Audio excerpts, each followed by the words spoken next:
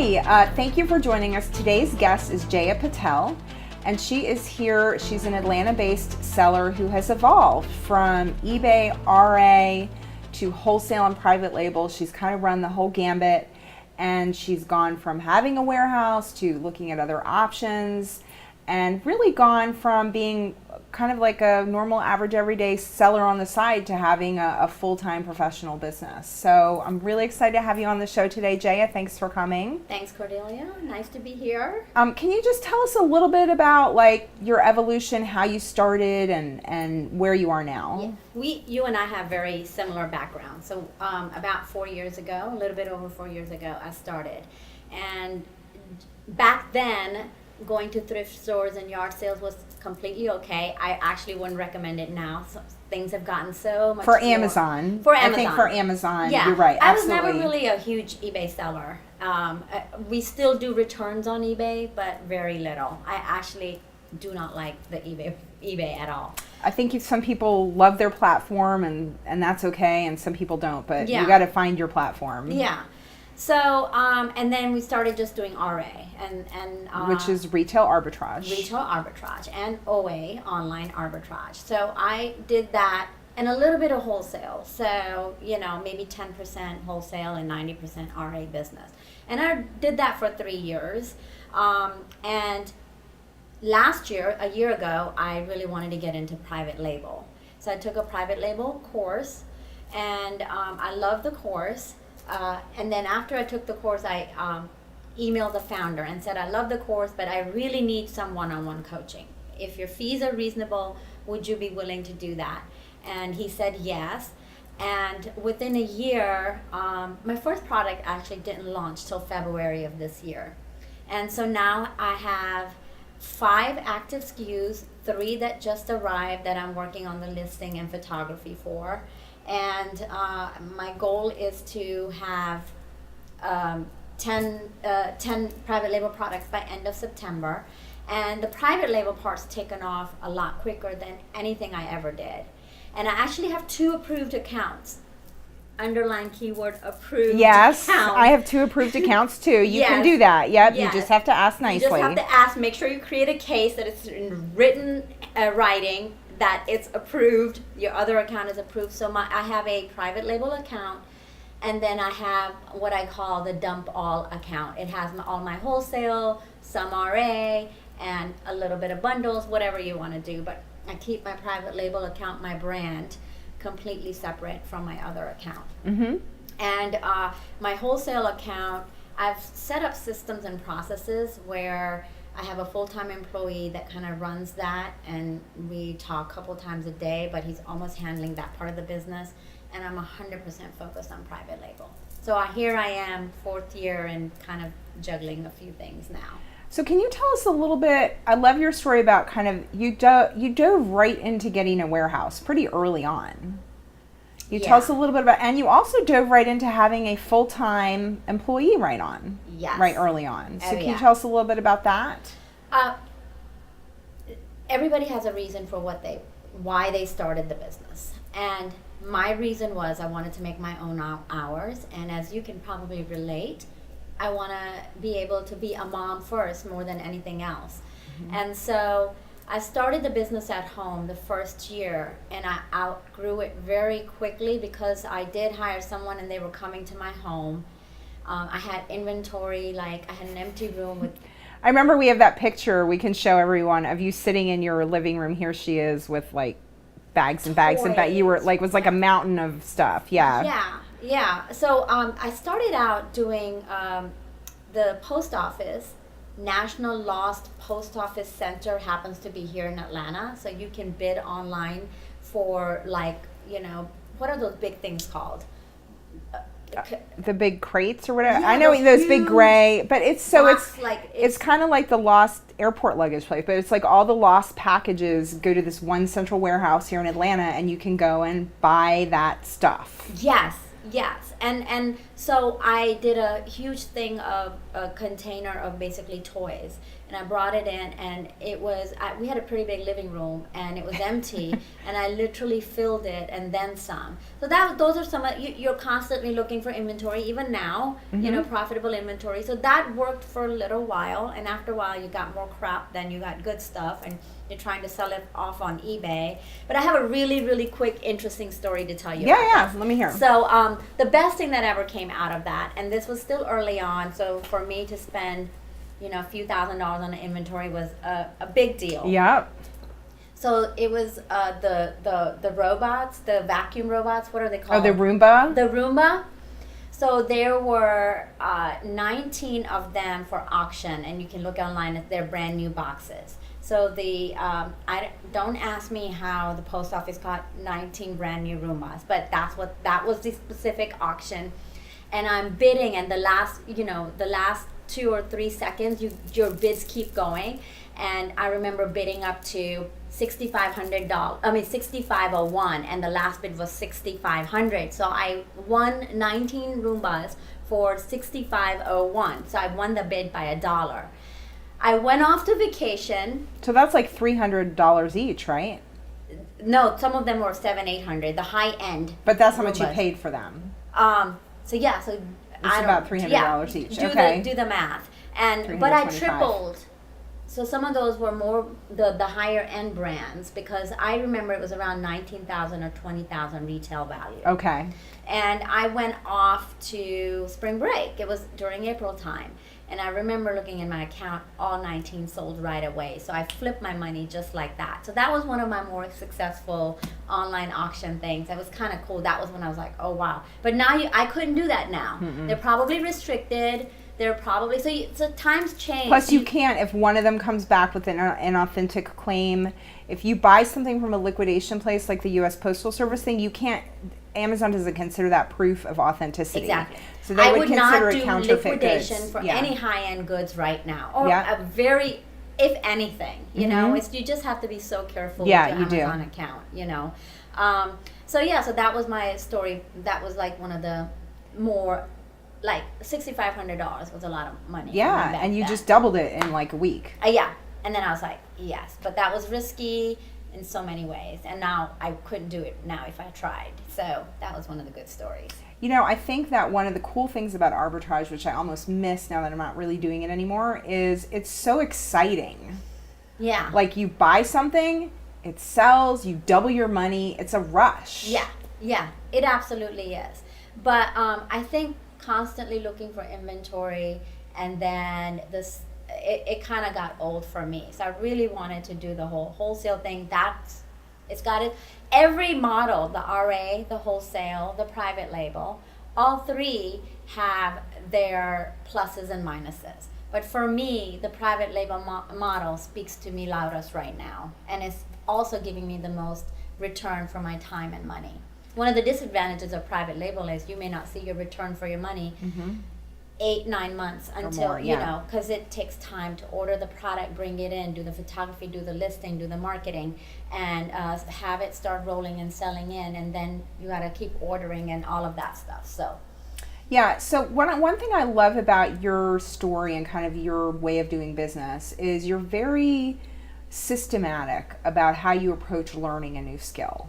So when you were ready to do wholesale, can you talk to us? You're like, okay, I need to switch models. You didn't just like go out and just buy stuff. You were like, let me take a class, let me dedicate my time. You had your full-time employee. Can you tell us a little bit about that transition? Sure. Now, one thing I want to tell about really say to sellers who are, I would say, less than 2 years into selling is absolutely take courses. Absolutely try to learn something from other people's mistakes. Be part of the community. We are a community here. And then come up with your own based on what you've learned, but come up with what works for you. So that's what I did. I learned how wholesale works.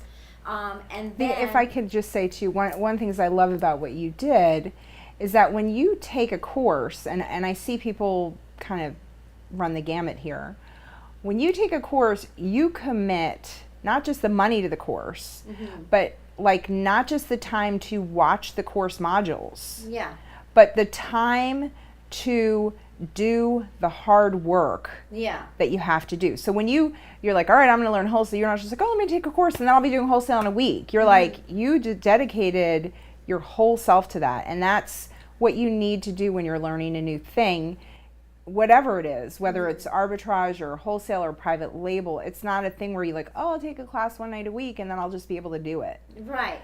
And you like 40 hours a week commit to it. Yeah.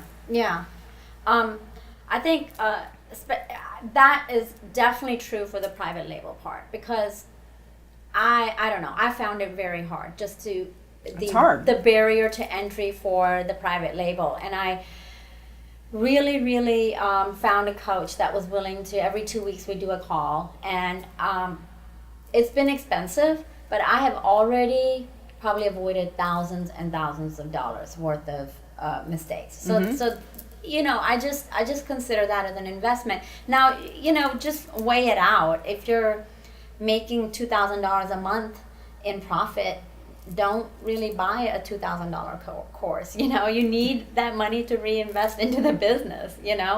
So it just put a certain percentage of your money aside for education. Yeah, I think it's a great tip to base your education expenditures not just on, well, it's a good program, but also on, 10% of what I earn goes to education, and then that way you can sort of quantify your education costs. Yeah, exactly. And I love too how you hired a coach. Yes. I've done that as well. Because no matter how great a program is, I don't care which program it is, when you dig in, you're going to face your own obstacles. And, I hear a lot of times, I want to shorten the learning curve. Yeah. Sometimes you can do that. Sometimes you can't. Sometimes you just have to go through the learning curve. But sometimes if you have very targeted, specific obstacles, it's much more efficient to hire a more expensive coach, but you're only going to spend an hour getting your exact questions answered. Yes. Being part of a mastermind or a small group, I think a lot of sellers do that. It is so important. Otherwise, you kind of feel like in a cocoon. I tend to have done that before, so I've kind of had to come out and just be like, be part of a community and be part of a group. I think that's important too, the learning curve. And go to a couple conferences a year. Don't go crazy, but maybe 1 or 2 is perfect, And I've done that every year since I started Amazon Sellers. Networking is important, and even if you talk to someone who's brand new, they can give you a fresh perspective on something. And to give them something back in just a little one sentence, well, why don't you do it this way? And they're like, oh, okay.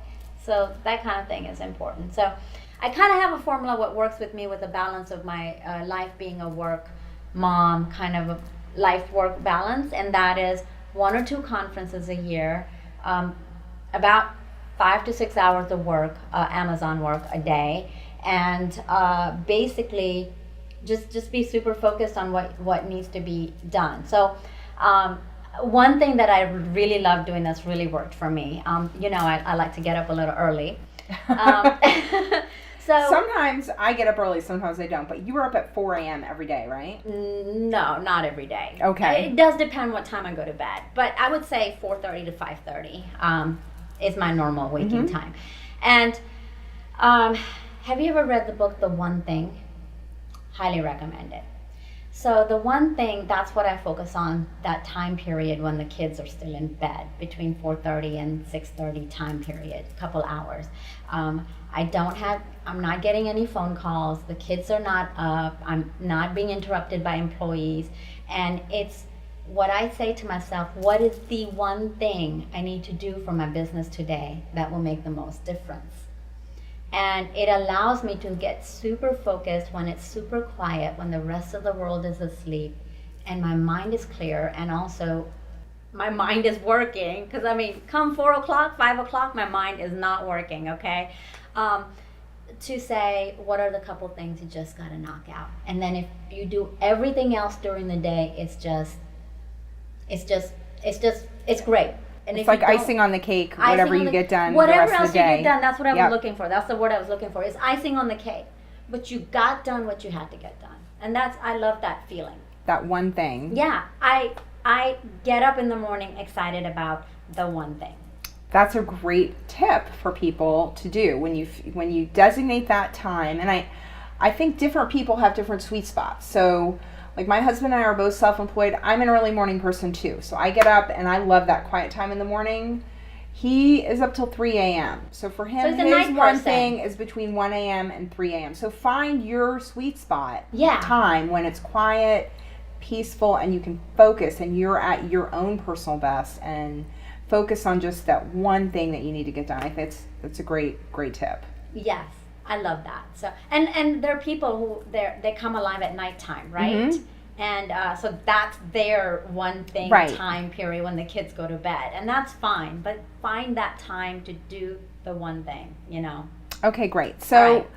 one of the things we were talking about a little bit before we started recording, we're like, wait, let's turn the cameras on, is your warehouse journey. And that's another thing a lot of people really wonder, should I get a warehouse? Should I rent? Should I outsource that to a warehouse service? Yeah. And you're sort of right in the middle of that evolution. Can you share with us your journey there? Okay, sure. So 3 years ago, about a year and a half into my Amazon journey, I just couldn't take the inventory at home.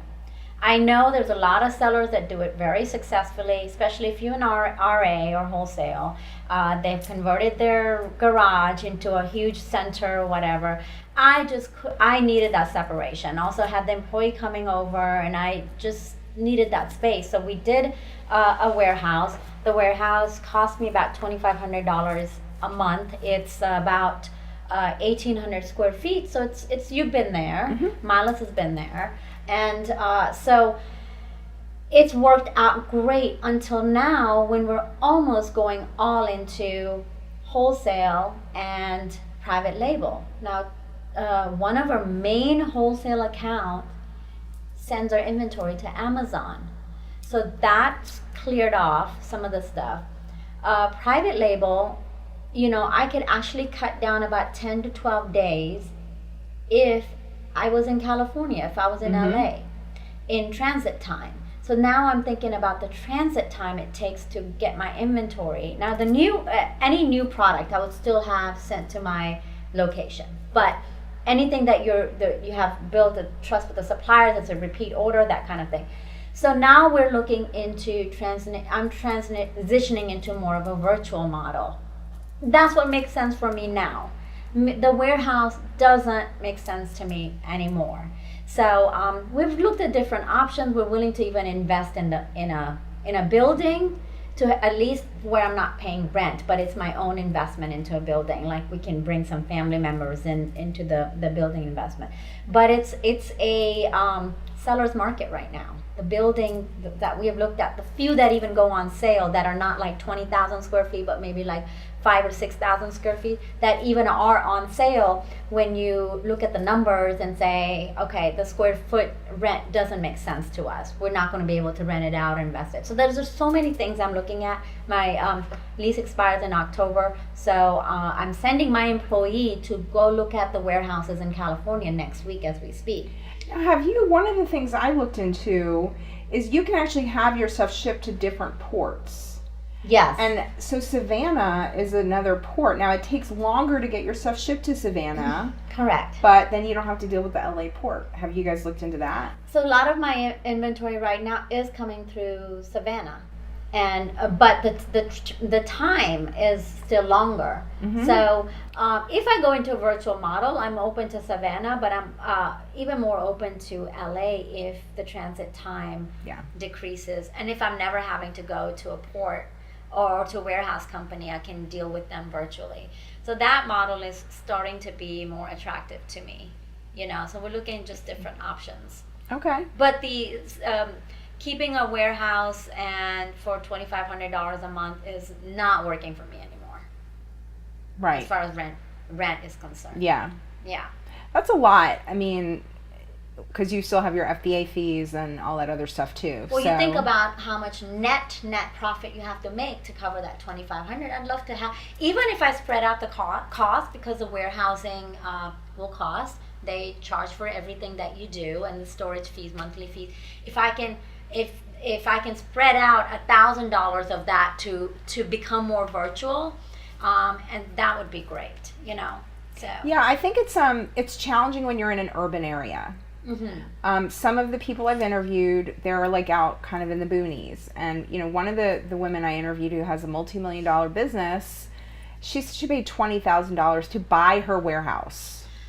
Boom. So And we do that in she a bought heartbeat. it. Yeah, and another one of our members, she also lives kind of further out in the country, and she spent, I think it was like $150,000 to buy her her warehouse. Cheap. Yeah. So sometimes even just that, like, but then you have a lot of logistical issues with getting shipments out into the country and stuff like that. So there's, you know, pros and cons. But when you're in an urban area, real estate is just, it's getting more and more expensive as the market improves in our country, which is good. Yeah. Makes real estate more expensive. Exactly. Exactly. So that's great. Well, I can't wait to hear your update on what you decide and where you find your warehouse space. Well, thank you so much. I'll definitely keep you updated. So what's next for you? So you have can you tell us a little bit about your private label without giving away your trade secrets? Absolutely. Kitchen category, and it's considered a pretty competitive category, but I have to say there's still a lot of products out there where you can improve on it, you can bring it in, and it'll work great for you if you do the proper market research. And one of my product, so I'm up to about 30 units a day with all the different 5 SKUs of private label. Okay. One of them takes up about 20 units a day already. That's great. And it's working great. It's got 26 5-star reviews. We're selling it. And great thing about it is people need it again and again, so it's not a one-time purchase. So we're just getting, so that's been like absolutely really, really encouraging. I just sent that same product to the UK account. So I have a UK account that I just have not done a lot with. I think I have talked the to you same about, situation. Yeah. Yeah. So now the UK account is one product that is starting to sell, and the great product that's selling here, I've sent it to UK. So taking care of all that is really good. I have that vision that you invest in a product, you get it going, you've done the research up front, it's doing great, but you're selling, even if it's just Amazon, because we all think about, oh, we can't have our business all Amazon. We've all thought about that, right? But to even have, you know, Amazon UK and the 5 other European markets, and then even if they sell 30% of what you sell here in Amazon.com, you're doing great, and it's the same product. So you have to eventually kind of, you know, go out and do that. So it takes a while to kind of get that demand supply down.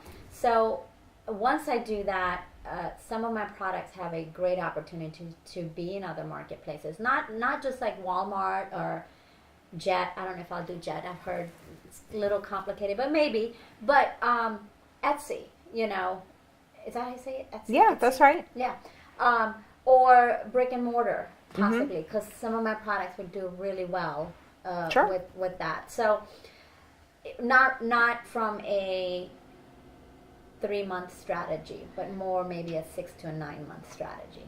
Yeah, and that is, I think, a big challenge when you're importing and having your own product made. Yeah. Is understanding the cycle, when you need to reorder, how much time you need to allow. I know I ran out with my first product as well. It's because it's that slow boat from China is no joke. Exactly. Exactly. And if you're fairly new with all your SKUs, it takes time to understand how much to order. And my first orders are always, you know, I negotiate an MOQ. I don't negotiate as much on price. If the price is pretty consistent with what the other suppliers are saying, I really try to, you know, if they say it's 1,000 MOQ, I'll say, can you get me 300? So then it say no 300, 500. Then I say, okay, 500 is good. But I really try to get that MOQ down, because that's when you have lower cost investment and you really want to test the product. Even if you've done your market research and know pretty well that you'll be fine, that you've done the demand. Is it going to be okay on Amazon? Is it oversupply of that product and things like that? Your market research is so important. So that's a really good point that you just brought up, is that on your first order, when you're starting your first product or your first sample set of a new item, rather than trying to haggle on price, haggle on MOQ, which is minimum order quantity. Yes. Because that is more meaningful, because even if your price per unit is higher, you're still spending less money overall to test a brand new product. So I think that's great advice. So much so. So I'll just give you an example of the product that I can't keep in stock right now. It's my third order. It took me my third order to get that 6,000 unit order in. Now I can negotiate in price, because even a 20-cent difference on a 6,000 unit order, how much is that? What is that? Is that like $1,200? Yeah. That's $1,200 saving. So then now you can nickel and dime the supplier a little bit when you get to that quantity. But in the beginning, when you're ordering 300 of that product, negotiating on that 20 cents, is that really going to make a difference? So I negotiate on the price a little bit later, but I do tell them up front, if I give you a bigger order, we're going to come back and negotiate a better price. But I don't want to haggle too much. You want your suppliers to make a profit, and you want your suppliers to do well as well and be happy with your orders. Right. So it's a balancing act. Well, and when you're ordering from a factory, like, you're in a queue. You're not their only customer, unless you're placing an order for 10 million units, or whatever. But I mean, so the other thing about having a good relationship is when you do place that reorder, you don't want to be at the bottom of the line. At the bottom of the queue. If there's 20 people ahead of you that all have orders, if you've established a good rapport, then hopefully you get bumped up, and they're not like, well, we can't even start producing this for a month. Exactly. Which happens. Exactly. Okay, so how do you, when you're planning a new product, that process of planning, are you just kind of like, oh, there's a niche, I'm going to just do one like this one and make it cheaper? Is that your strategy? No. That was a leading question, but I kind of knew the answer, but yes. You're not going to just get a garlic press and have it say Jaya on it. Jaya's garlic press. Oh my God, the famous garlic press. Yes. It's like the whole RA model has gone through a journey in the 4 years I've gone through. You can't do RA now the same way. There's a lot of restrictions in doing. You can't do wholesale a lot of times the same way. And I think when private label, and I kick myself of not getting in early, you always have that. Right. In e-commerce world, 6 months is like ancient, right? But you cannot just put the same product every other seller. If you have if you look up a keyword for a product, and you have 10 private label people on that page, and they're all selling the same thing, what is the point of you bringing that same exact product? What is your point? You're just going to be on a price war. And as we know, price war is not profitable for RA wholesale or private label. Right. So what I love doing, and I call it my market research phase, not only if this is a viable product, if there is more demand than supply, that's one of the main things I'm looking for, but also I go into the reviews of the competitors and I start reading every single customer comment, and I get so much insight into how I can improve the product, what do they like about the product. And I would say, my 3 out of my 5 SKUs are pretty successful. I consider, 5 to 10 units a day as success. And it's based on the fact that I just made little changes to them that the customers wanted. And I just love reading that customer comment. And then actually that helps to write my listing too. Mm-hmm. Absolutely. Listing my title, the description, and the bullet points. It helps me do that. I don't have to be a writer. I don't have to think of things on my head. I literally copy the customer comments, then rewrite it in my own words. But such helpful insight to do that. And if the supply is greater than the demand, and also if I can't improve on a product, I'm not bringing it to the market.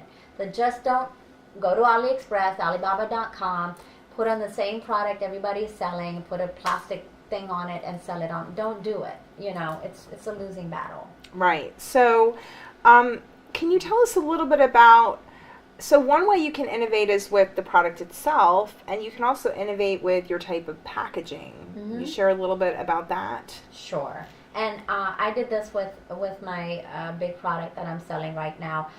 One of the, I kept hearing some customers in the reviews talk about the competitor product, their packaging was horrible. That they didn't like how they could store that product.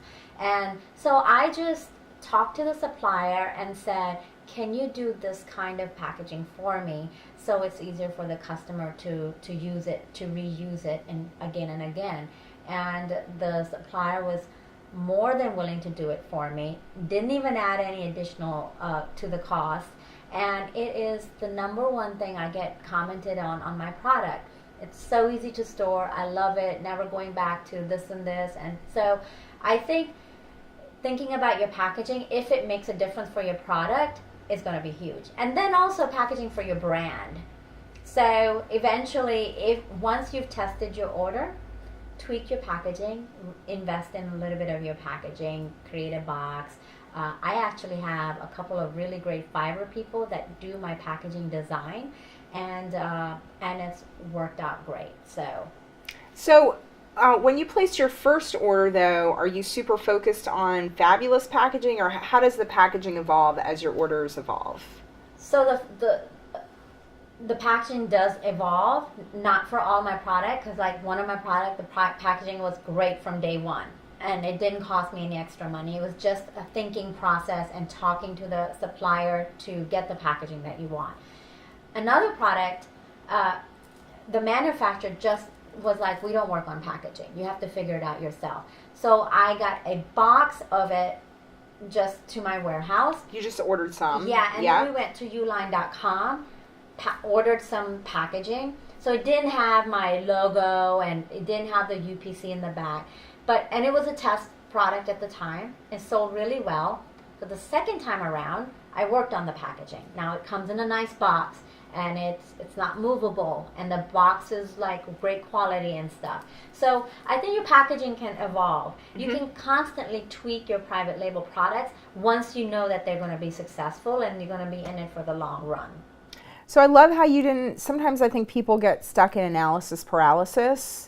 And it's like, well, I have to analyze every piece and make it perfect from day one. And you really don't have to do that. You can ease into it. One of the good things about owning your listing is you can make changes to it over time. So you can add a photograph of your new packaging when you get new packaging, and then that's what and as long as you have that backed up on your manufacturer's website, Amazon will make that change for you. If you say, oh yeah, we updated our packaging, but like the listing, because sometimes when you update listings, it doesn't update. Yeah. Yeah. You can just be like, yeah, see on our website the packaging's updated, and they'll be like, oh yeah, let's update that. No big deal, easy peasy. Yeah. That's so important, and just you brought up a good point. Invest in photography. You kind of have to private label. It's so important. So I'm investing about $500 to $600 per product on photography, and that's a one-time upfront cost. And if you don't have good photography, your product is not going to sell well, no matter how much you worked on it. So that's kind of a must for private label. I agree, although I would say that you can scale your photography as well. So you can start with okay images, and then if your product starts to sell, you can invest in a really good photographer and really good images. So that's another area that you can improve over time. Okay. Just a little note on that. Sometimes you won't know how well your product will sell if the photography kind of is crappy, and that's one of your selling points. That's true. So you got to weigh out. Yeah. At least have a few, 3-4 good pictures of your photography. Yes. It's part of the risk too. to see. If you've done your market research, you're comfortable with really investing in the product, I would say invest in photography up front. Okay. All right. So, one of the things I hear people struggle with is, where do you start? What do I do today? What do I do next week? Like people say, I want to start private label, but that's such a big thing. Now, I know you did invest in a course and a coach, but how do you actually, when you're running a business and it's you and you have an employee and a helper, how do you figure out what everybody's supposed to do? Okay. So I've had my employee for a long time. I think we were talking earlier and you were saying how you work great with a partner. He really is my partner. He understands the business as much as I do. So what I decided was that I knew I had to invest my full-time focus on private label to get it going. From, like I said, I started thinking about private label a year ago, but my first product didn't hit till this February. So in order to do that, I told him that I did create a wholesale process, like a systems and processes. So I think it doesn't matter what industry you are. If you're a business owner, you need to have a process for everything so you can train people to do it. And so I have that. I have a process for my VA. I do quick training videos, and then I send it to him, and then it's it's going to be done. I know that, So the thing for me was, it was private label, and then having some numerical goals with the private label. So I wanted to have 10 products by end of September. Product number 6, 7, 8 just came in. I have 2 more products to do the initial market research, do the sample. By the way, please order samples, always, always, always. Yep. And then start to make your changes on it and get your test order going and all of that. So I have a couple more months left for that. So for me, what works is to have very specific goals. So I wanted to hit a certain number of private label monthly sale by end of September. I actually have reached it today. So that was really good. So having a singular focus is so important. And then based on that focus, you have specific goals and tasks you want to get done. I have listings I work on every day. Every Monday, I review my sponsored ads, tweak them, look at my listing, see which pictures work best, or maybe change the order of the first picture, and so change the price a little bit. So I have specific goals and days of the week, so that helps too. Okay. Thank you so much for being our guest today. It's been great to have you on the show. And Jaya is a member of Scanner Society. If anybody wants to reach out to her, they can find her there.